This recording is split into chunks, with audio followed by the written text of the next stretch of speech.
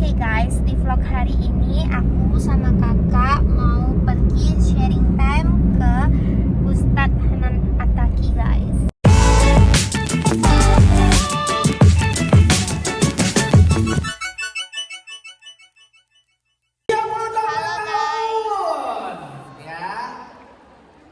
Assalamualaikum warahmatullahi wabarakatuh. Welcome to my channel.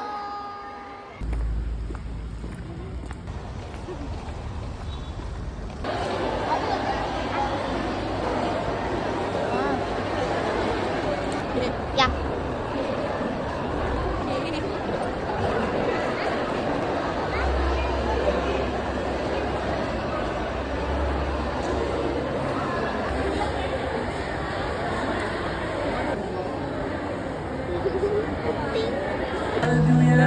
Halo Kak.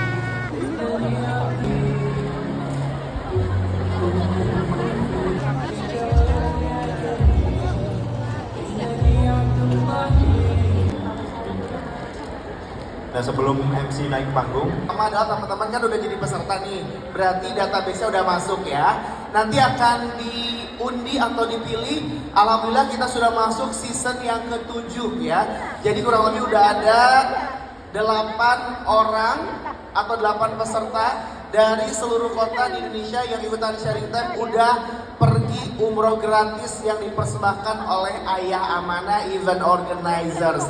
Caranya gampang banget, simple banget, 2 aja syaratnya, harus follow Instagram sama TikTok dari Ayah Amanah Event Organizers. Udah ya? Jomblo fisabilillah.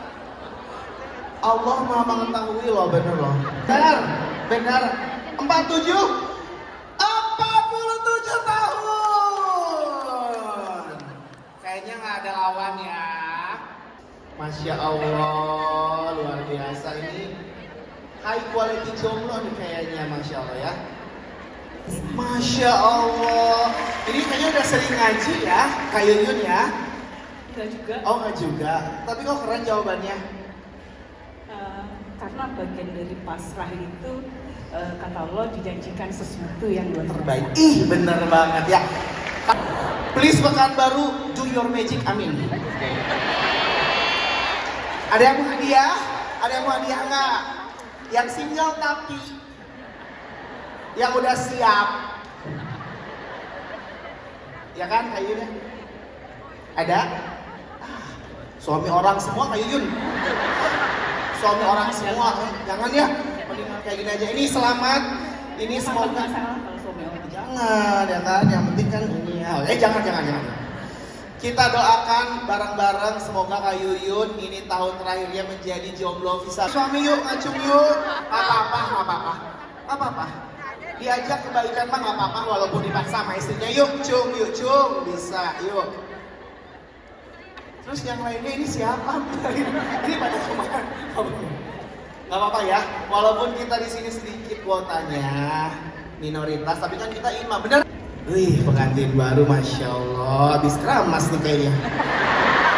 Wangi. Jomblo panas ya.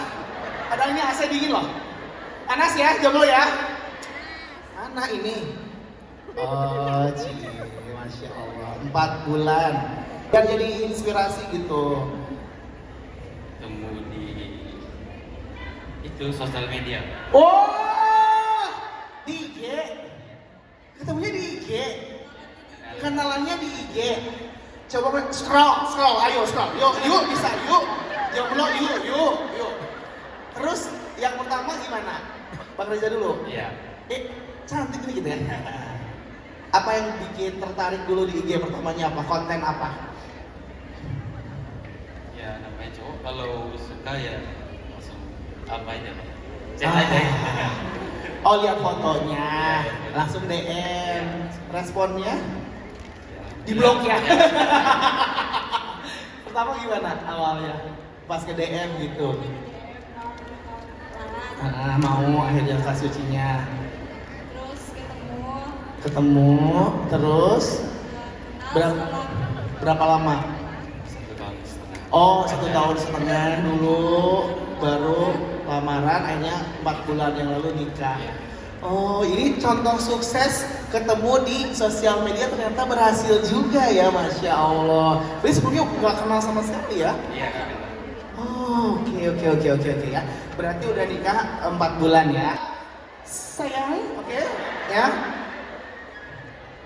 Ada, wah banyak fansnya. Oh banyak bestinya ya. Assalamualaikum kakak. Naik dulu nggak apa-apa, naik dulu. Waalaikumsalam. Masya Allah. warahmatullahi wabarakatuh. Betul suaminya? Betul. Kali aja dia sih langsung gitu nggak ya? Dan kakak siapa namanya? Iya kan. Kak Giana. Udah nikah 25 tahun. Kita tes ya, suaminya ya. Nikah tanggal berapa Pak? Tanggalnya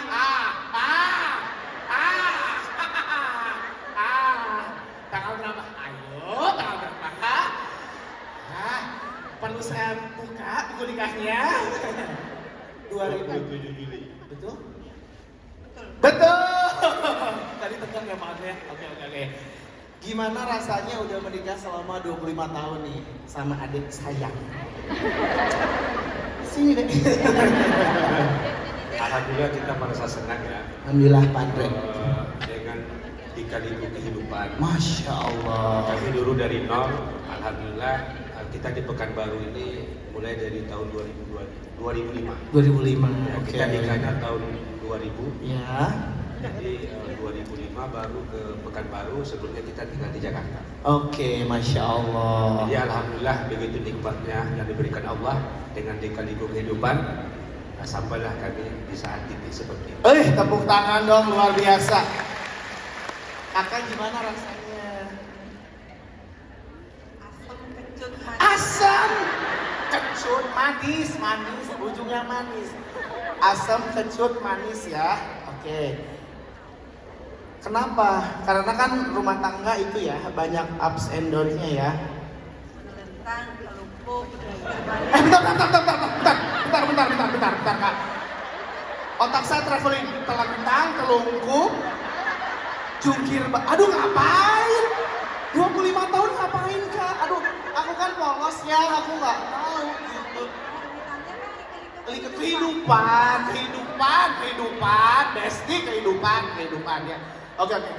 Ini karena udah mau jam 11 ya, mau ada guru dan kita juga, kita tes terakhir, tes chemistry antara 4 bulan sama 25 tahun, lebih nyambung chemistry yang mana ya, oke ya.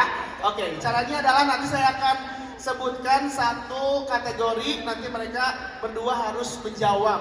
Kalau jawabannya benar sama bareng, berarti chemistry-nya luar biasa, oke? Kita contoh, yang 4 bulan ya. Kategorinya adalah warna. Siap? Jawab bareng-bareng. 1, 2, 3.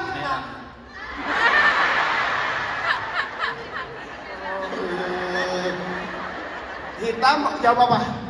Hitam. Bohong. Baru 4 bulan gak apa-apa. Pak Andre, 25 tahun pernikahan. Siap? Jawab bareng-bareng ya. Kategorinya adalah apa ya? Kategorinya adalah nama buah-buahan. Oke, siap? Nggak boleh kerja sama. 1, 2, 3. Semangka. Jawab ibu. Banyak buahnya katanya. Sekali lagi ya. Oke. Kategorinya adalah nama hari. Oke. 1, 2, 3. Jumat.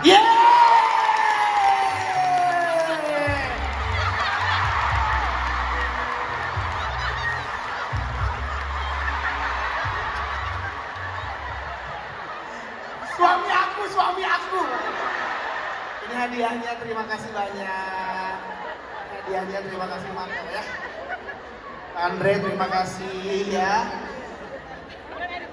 Gak apa-apa dapat hadiah juga kan, udah 25 tahun ya. Terima kasih ya. Kita doakan keduanya agar jadi keluarga yang sakinah, mawaddah, warahmah, insyaallah sehidup surga. Amin. Amin. Tepuk tangan boleh, silakan kembali ya. Terima kasih. Dengan tema yang luar biasa yaitu rahasia merubah takdir, jodoh, rezeki dan juga sukses langsung dari Kota Pekanbaru di sesi yang kedua ini ya. Nah,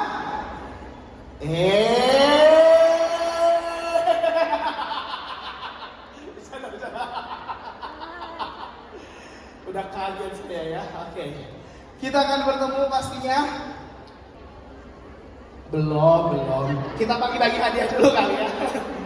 Langsung saja please welcome on the stage Gurunda kita Ustadz Hanan Attaqi.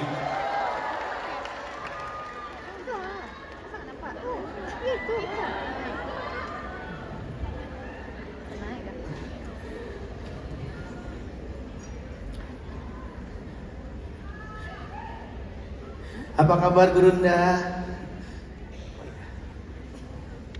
Sebelum jadi fitnah. Kenapa tadi sumpah itu? Sebelum jadi fitnah kan? Iya. Istrinya. Itu ponakan saya yang ada di Perawang. Jadi Ponakannya Ustadz Hanan Ya. ya. Jadi putrinya kakak beliau. betul. Ustadz Udah nanti viral kan? bener, dipotong-potong gitu kan nanti. Kan udah biasa viral Ustadz. Oh iya. Ustadz sehat? Sehat kamu sehat. Alhamdulillah. Assalamualaikum warahmatullahi wabarakatuh. Waalaikumsalam warahmatullahi wabarakatuh. Pertama lagi kalian malah pesannya makanan berdua gitu, karena baru tahu ternyata ada yang enak dari apa yang selama ini kalian suka. Maka begitulah takdir. Itulah takdir. Takdir itu sering banget datang dalam wujud luka, kecewa, marah, sesuatu yang di luar rencana. Tapi ternyata setelah dijalani, takdir yang tadi kita sebut sebagai ujian, musibah, luka berubah menjadi sebuah anugerah. Walaupun ngejalaninnya itu dengan rasa gak mood, rasa bete, rasa marah, rasa kecewa, tapi pas sudah dijalani ternyata dia bukan musibah, tetapi malah anugerah. Itulah takdir. Atau kata para ulama, takdir itu kayak puzzle. Kalian suka main puzzle? Udah gede ya? Udah gak main puzzle ya? Kalau kita lagi main puzzle itu kan, puzzle itu seringkali kita kayak misalnya dikasihnya berantakan gitu. Pas kita lihat bagian-bagian dari puzzle itu, kita ngerasa kayak gak nyambung satu dengan yang lain.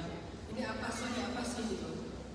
Kita suka mikir, ini kayaknya gambarnya aneh deh, kayaknya gambarnya jelek deh. Tapi ternyata setelah disusun, kita baru tahu puzzle-puzzle yang tadi kita bilang aneh, puzzle-puzzle yang tadi kita bilang jelek, ternyata sebuah karya seni, sebuah gambar, sebuah lukisan yang sangat indah. Bisa bunga, kalau cewek-cewek mungkin gambarnya bunga kali ya. Kalau cowok apa? Buaya. Kuda. Kalau saya senangnya kuda misalnya. Jadi kayak hidup tuh kayak gitu, takdir tuh kayak puzzle. Kita sering nggak ngerti tentang peristiwa yang sedang kita alami, ujian atau musibah yang sedang kita alami itu apa maksudnya? Kok kayak gini bentuknya? Apa maunya Allah? Kita sering nggak ngerti, tapi yakinlah Allah itu udah melihat gambar hidup kita. Apa ciri-ciri kalau kita ketemu dengan seseorang, ini kayaknya jodoh saya banget nih. Deg-degan, ciri-cirinya deg-degan ya. Kayaknya ketemu idola juga deg-degan sih. Ketemu hantu. Apa? Ciri-ciri jodoh tuh. Memiliki kesamaan. Kembaran dong.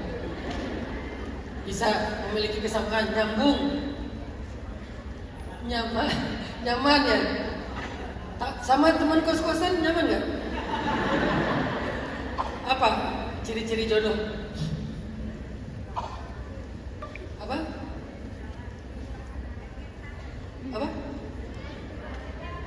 Walau sudah jauh, bentar. Coba, Mbak.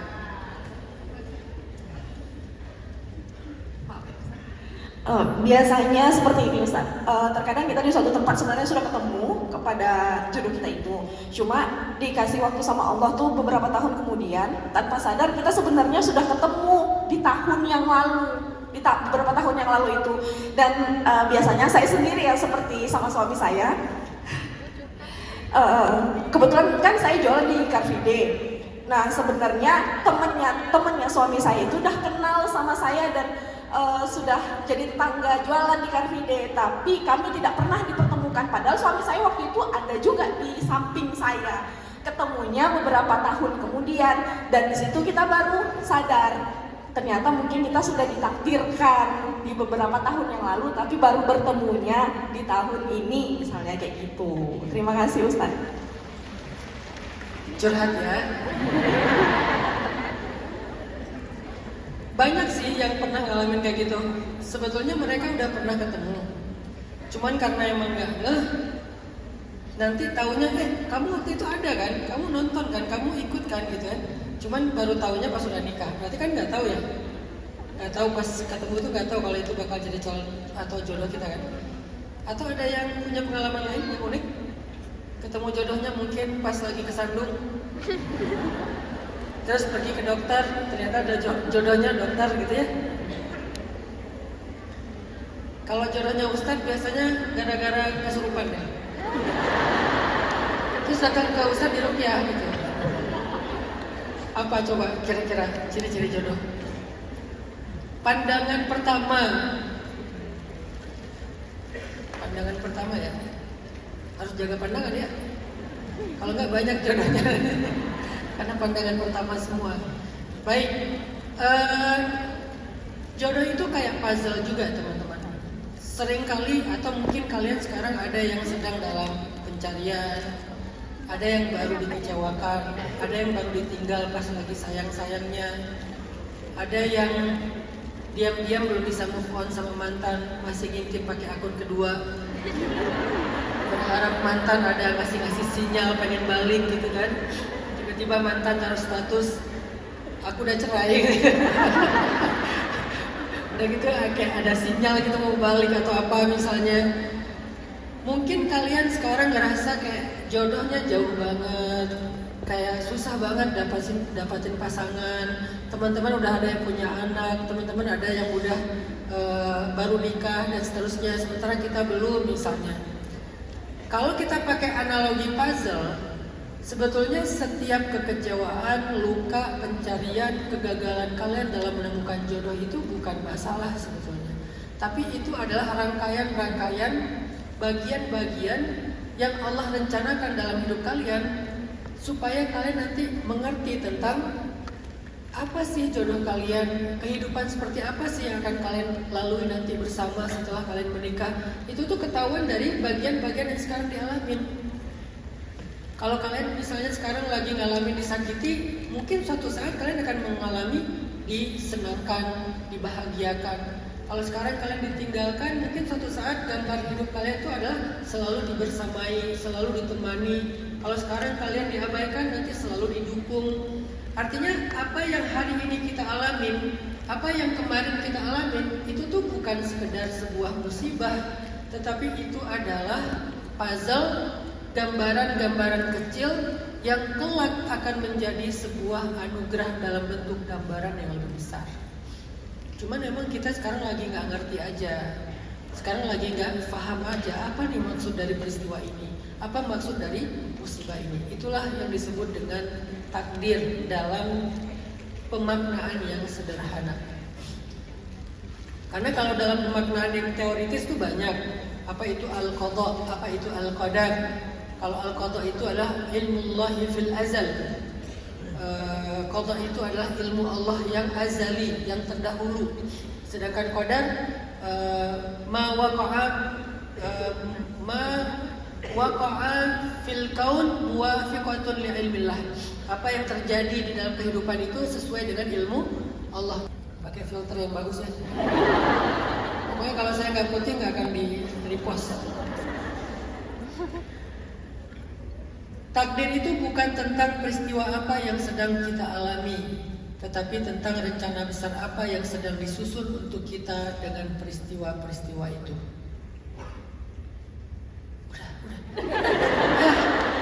Masuklah bagian kayak gini.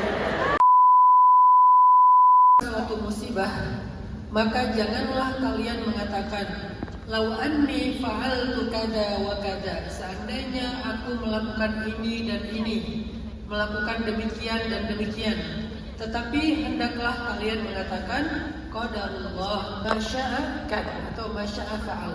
Ini sudah takdir Allah, apapun yang Dia kehendaki pasti terjadi. Janganlah kalian mengatakan kata lau, seandainya, karena sesungguhnya lau membuka pintu-pintu syaitan. Hadis riwayat Muslim. Jadi dalam hadis ini Nabi ngajarin kita tentang gimana cara menggunakan kata qadarullah.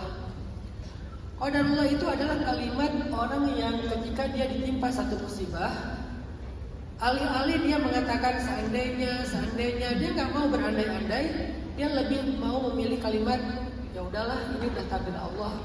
Bahasa sederhananya kayak gitu, ini udah takdir Allah, ya udahlah, saya pasrah aja. Namanya juga takdir. Apa takdir? Yang tadi yang pertama, takdir itu rencana besar yang baik dalam kehidupan kita. Tapi yang saya alami sekarang baru peristiwa-peristiwa kecil. Walaupun saya sebut itu musibah, tapi kalau nanti dia dijadikan sebuah gambar besar, namanya jadi anugerah. Maka dengan pemahaman itu, ketika kalian mendapatkan satu musibah, kalian katakan qadarullah masya'a fa'al, masya'a kan. Ini takdir Allah, apa yang Allah kehendaki terjadi. Ya sudahlah, aku ridho. Bahasa Indonesianya aku ikhlas. Aslinya aku ridho. Cuman orang Indonesia nggak populer dengan kata ridho, lebih populer dengan kata ikhlas. Lalu setelah pasrah kita jadi bisa berdamai, dan dalam berdamai itu kita belajar. Katakan saja qadarullah, ini takdir Allah dan pasti baik. Assalamualaikum warahmatullahi wabarakatuh. Waalaikumsalam warahmatullahi wabarakatuh. Dengan siapa? Saya Widya Ulfa. Kak Widya. Iya. Silakan Kak Widya. Izin Ustaz, saya mau bertanya. Tadi kan kata Ustaz, kita harus belajar untuk menerima takdirnya Allah. Sedangkan di sini tadi kan Ustaz juga bilang bahwasanya Allah itu akan memberikan sesuatu yang terbaik dari apa yang telah Allah ambil. Saya mau bertanya Ustaz, saya kan baru diuji dengan kehilangan anak kandung saya sendiri. Dan saya sampai sekarang masih bingung apa yang lebih baik daripada anak saya sendiri untuk digantikan oleh Allah ya Ustaz. Terus apakah salah saya meminta sesuatu yang lebih baik atas kehilangan anak saya sendiri ya Ustaz? Jadi saya minta tipsnya Ustaz, apa yang harus saya lakukan dari ujian yang telah Allah berikan kepada saya. Udah Ustaz, itu aja. Kita beri semangat untuk Kak Widya ya. Silakan Guru. Ya, turut berduka dan prihatin ya Kak Widya untuk kehilangannya. Dulu ketika ada sahabat sedang kehilangan, Nabi kan ngajarin doa tadi ya, doa kehilangan. Dan kata Nabi, tidaklah seseorang membaca doa ini ketika dia kehilangan sesuatu, kecuali Allah akan menggantikan untuknya yang lebih baik dari itu. Allahumma ajurni fi musibati wa akhlif li khairan minha. Ya Allah, beri saya pahala dalam musibahku ini dan beri saya ganti yang lebih baik darinya. Ganti yang lebih baik darinya itu tidak harus selalu bermakna bahwa itu nggak baik. Saya dulu kehilangan ibu dalam musibah tsunami di Aceh. Terus saya baca doa, ya Allah beri saya ganti yang lebih baik. Kan bagi seorang anak gak ada yang lebih baik daripada ibunya kan? Apalagi saya adalah anak kesayangan ibu saya. Dan ibu saya tuh dekat banget dengan saya, sehingga rasanya gak ada yang bisa menggantiin. Walaupun istri, walaupun mertua, walaupun siapapun gak bisa menggantiin ibu. Bukan berarti bahwa yang lebih baik dari itu ininya nggak baik, nggak kayak gitu.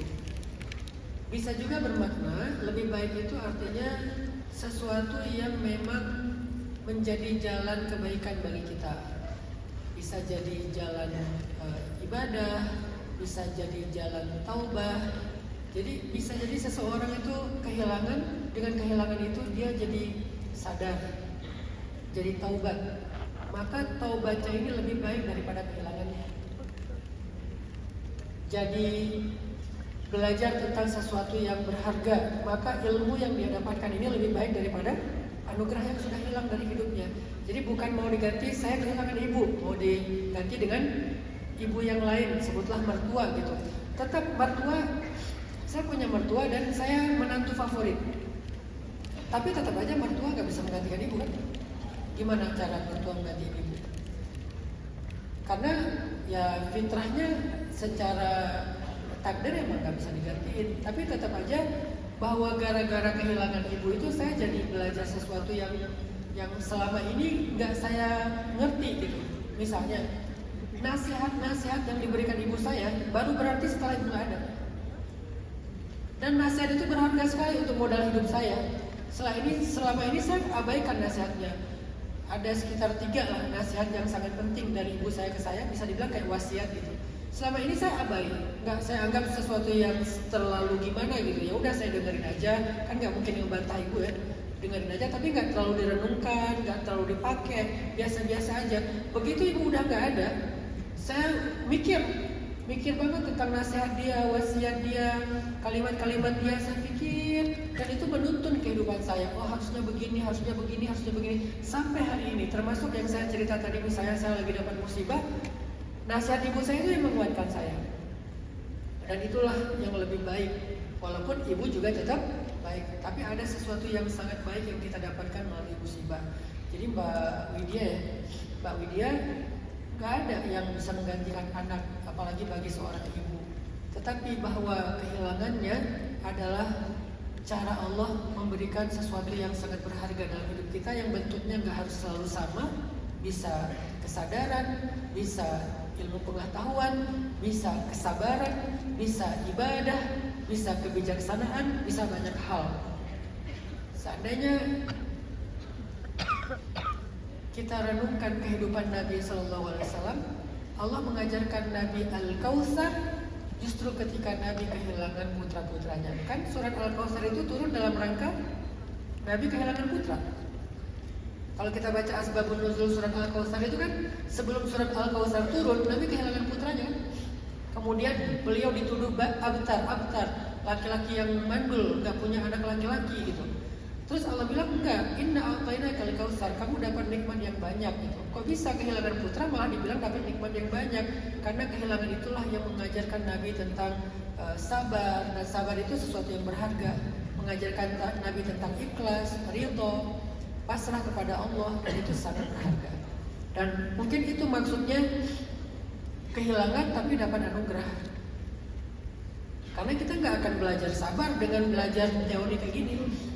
Kita nggak akan disebut orang yang sabar dengan duduk bermajelis, judul kajiannya sabar. Pulang dari sini semuanya jadi orang sabar? Enggak. Cuman baru ngerti teori sabar sama dalil sabar. Baru disebut orang sabar setelah kita kehilangan. Baru disebut orang sabar setelah kita terluka.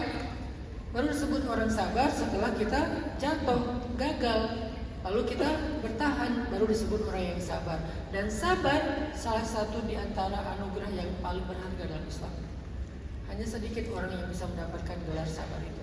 Mungkin itu maksudnya. Mungkin Mbak Widya sedang Allah angkat derajatnya menjadi ibu yang sabar. Nanti ketemu lagi dengan anaknya insya Allah di surga.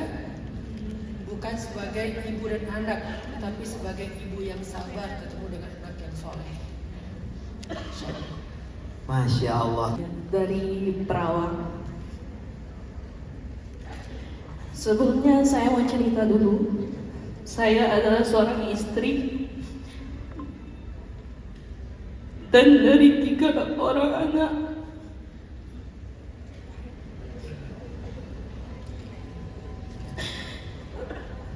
Saya sudah berumah tangga 7 tahun, Ustadz. Tepat di bulan Maret nanti. Anak saya yang pertama 6 tahun, yang kedua 4,5 tahun, dan yang ketiga baru 9 bulan. Saya sudah menemani suami saya dari minus bukan lagi dari nol. Sampai sekarang keadaannya yang alhamdulillah sudah bisa dibilang layak, punya usaha. Tapi tepat di 3 bulan yang lalu suami saya selingkuh, Ustaz. Saat umur anak saya baru 6 bulan yang paling kecil. Suami saya sebenarnya seorang ahli ibadah, sholat 5 waktu ke masjid, bahkan juga seorang garib di masjid.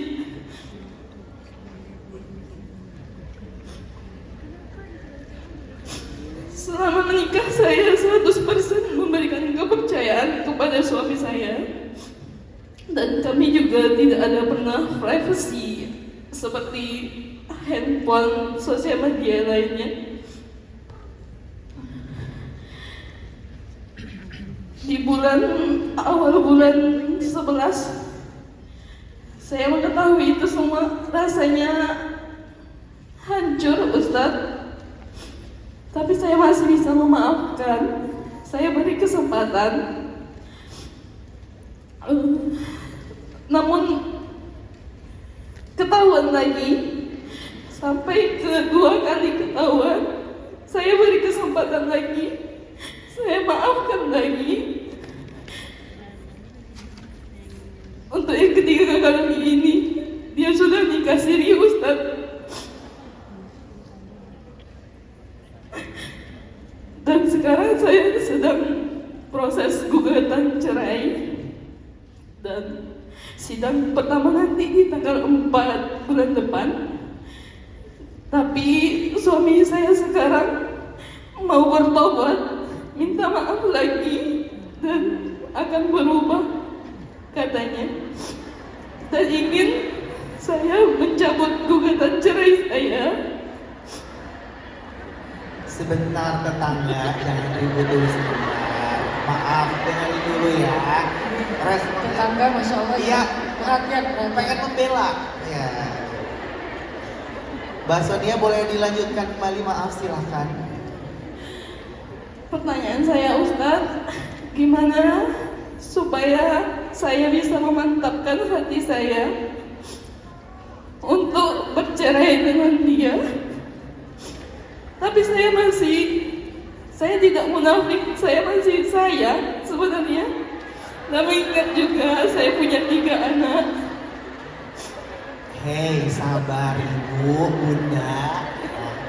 Sebentar. Gimana Kak Sonia? Maaf. Gimana saya supaya meyakinkan dan memantapkan hati saya untuk melepaskan dia? Dan bagaimana saya harus melanjutkan hidup saya ke depannya? Saya sudah tidak percaya laki-laki karena bapak saya dulu seperti itu juga, mertua saya juga, abang ipar pun juga seperti itu.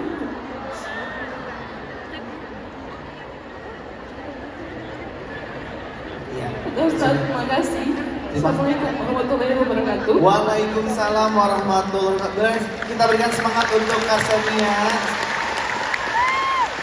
Boleh silakan Bunda untuk pencerahannya, tanggapannya. Di dalam Al-Quran Allah mengajarkan kita tentang masalah talak. Jadi kalau misalnya Mbak Sonia bertanya tentang masalah talak, Allah walaupun nggak menyukai perceraian, tetapi dalam Al-Quran itu justru ada surat perceraian, tidak ada surat pernikahan ya. Kan kita nggak pernah dengar, coba buka surat nikah, nggak ada kan? Nggak ada surat perceraian, walaupun surat pernikahan, walaupun pernikahan itu diatur dalam surat An-Nisa. Yang ada di dalam Al-Quran itu justru surat perceraian. Kenapa? Saking perceraian ini sesuatu yang darurat.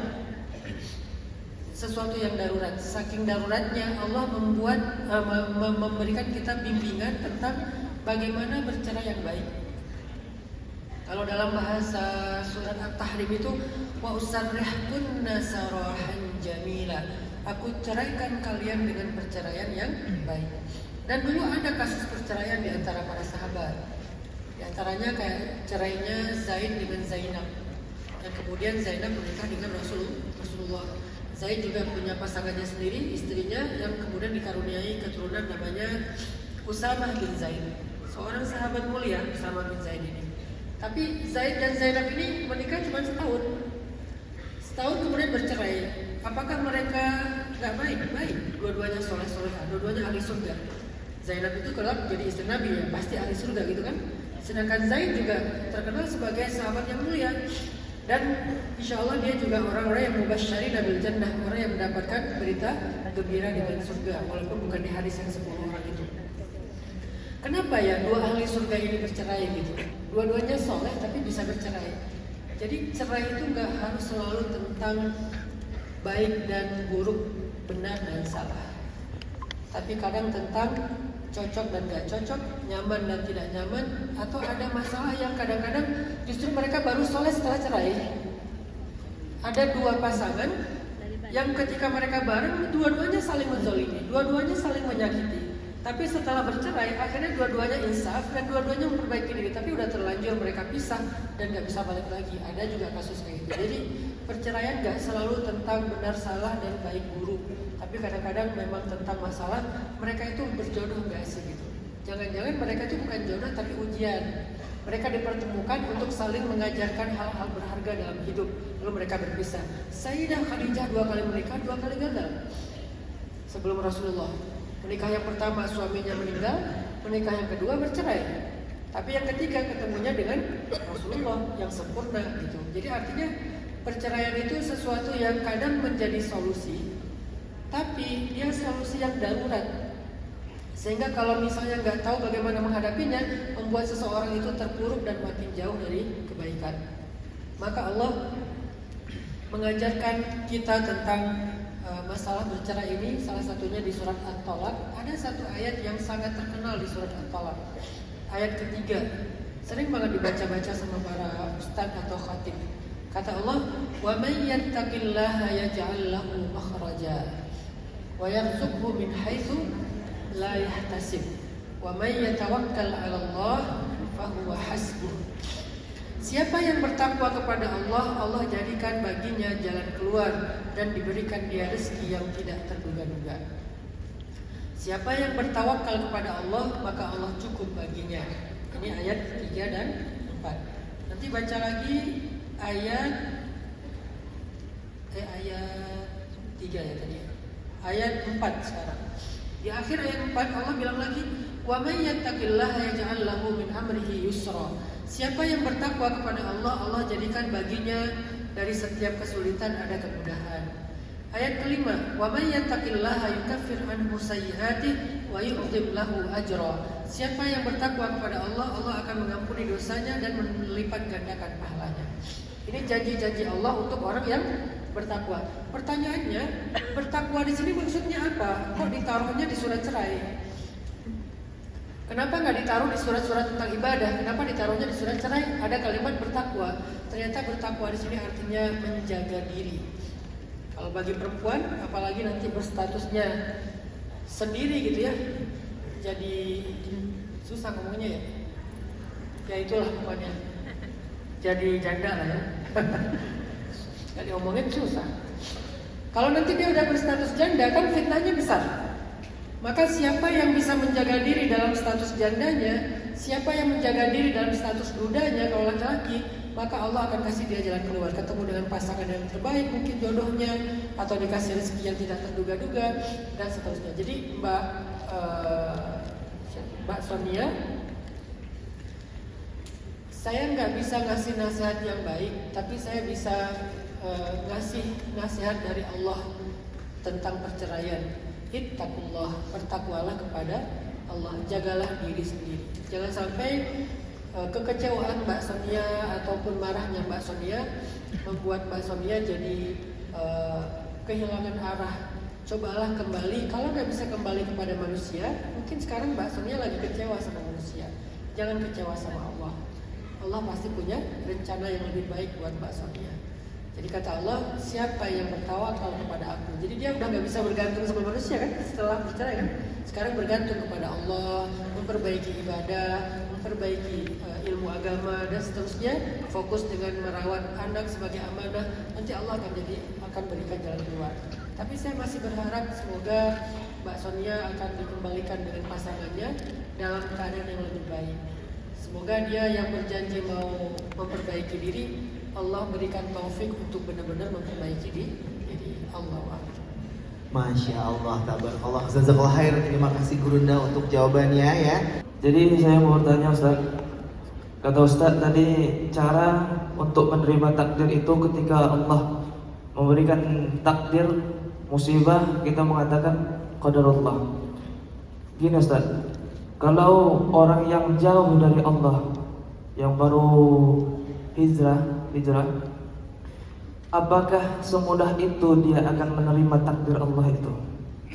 Jadi saya mau bertanya, bagaimana tips cara supaya orang yang baru hijrah, yang dahulunya dia jauh dari Allah, mungkin ketika kita berikan, katakan qadarullah, katakan Allah, yakinlah Allah akan berikan, mungkin bagi dia tidak masuk Ustaz. Jadi bagaimana tips agar meyakinkan diri dia bahwa Allah akan membantu dia? Karena ikhlas itu mungkin agak payah sih Ustaz. Jadi saya mau bertanya Ustaz, karena contoh tadi Ustaz mengatakan ibunda Ustaz, dan memang agak sulit ketika takdir itu berpisah dengan orang yang kita cintai, itu bagi saya sangat payah. Maka saya mau bertanya, gimana caranya tips untuk meyakinkan diri kita menerima takdir yang Allah berikan kepada kita? Mungkin hanya itu yang saya tanyakan. Lebih kurangnya saya mohon maaf. Barakallahu fikum. Assalamualaikum warahmatullahi wabarakatuh. Waalaikumsalam warahmatullahi wabarakatuh. Luar biasa. Silahkan Ustaz untuk jawaban. Dulu Nabi juga pernah ngerasa berat menghadapi ujian-ujian hidup beliau. Apalagi setelah beliau dapat tugas dakwah, ujian dakwah itu lebih berat daripada ujian hidup. Terus bagaimana cara Nabi berdamai dengan ujian hidup, ujian dakwah, dan menguatkan hati beliau? Allah berfirman, wa kullan naqussu 'alaika min amba'ir rusuli ma nuthabbitu bihi fu'adak. Dan setiap kali kami mengisahkan kepada engkau kisah-kisah para rasul yang bisa meneguhkan hatimu. Ternyata cara untuk meneguhkan hati itu adalah membaca dan mendengar kisah para rasul bagi Nabi Muhammad. Kalau kita sekarang mungkin kayak selain membaca kisah para rasul, mendengar kisah inspirasi dari pengalaman hidup orang lain yang sudah melalui ujian-ujian hidup yang banyak. Terus apa ending dari kisah dia? Bagaimana dia survive, bagaimana dia mendapatkan hikmah dari ujian itu atau dari takdir itu. Dan itu menjadi petunjuk buat kita. Makanya kalau misalnya Bang Romi nanya, gimana cara kita kasih tahu ke orang yang belum mengerti agama? Ajak aja dia merenungkan kisah-kisah. Kalau dia gak terlalu nyambung dengan kisah para rasul, ya udah kisah-kisah yang lebih relate dengan kehidupan dia yang dekat sekarang. Kisah siapa? Kisah orang-orang yang kita kenal, atau dalam bentuk buku atau bentuk cerita-cerita inspirasi. Nah, kisah itu akan mengajarkan dia bahwa takdir itu ada ujungnya loh. Dan ujung dari orang-orang yang sabar itu selalu kebaikan. Nah, kamu juga akan kayak gitu kalau kamu menempuh jalan sabar. Jadi kisah itu cara paling sederhana untuk memahami hidup. Allahu a'lam. Masya Allah, tabarakallah, jazakallah khair. Terima kasih jawabannya ya Gurunda kita. Ngobrol sama Ustaz Anan kan ingat Allah, ingat dosa ya. Ingat dosa Ustaz. Dosa. Sayangnya bukan Ustaz ya gitu. Lagi ya, tanggal 22 Juni 2025, insya Allah masih bersama Gurunda kita Ustaz dan Ataki dengan tema yang baru. Temanya Ya Allah, Why Always Me. Tempatnya insya Allah masih sama di sini. وإليك نبنا وإليك حاكمنا وبك خاصمنا نعوذ بعزتك أن تضلنا أنت الحي الذي لا يموت. Para pendosa yang penuh dengan aib dan celah, bersimpuh di depan pintu rahmat-Mu, ingin kembali kepadamu ya Allah. Kami ingin pulang ya Allah. Keluarkan dan juga bercanda saya yang berlebihan, mohon maaf lahir dan batin. Insya Allah kita akan ketemu kembali.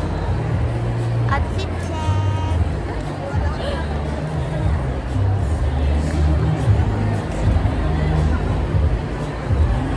Bye bye guys. Oke guys, jadi masuk ke ruangan ini tuh sepatu atau sandalnya harus dibuka guys. Ya. Sekian vlog hari ini, jangan lupa like, comment, share, and subscribe guys. Semoga bermanfaat. Wassalamualaikum warahmatullahi wabarakatuh. Bye bye.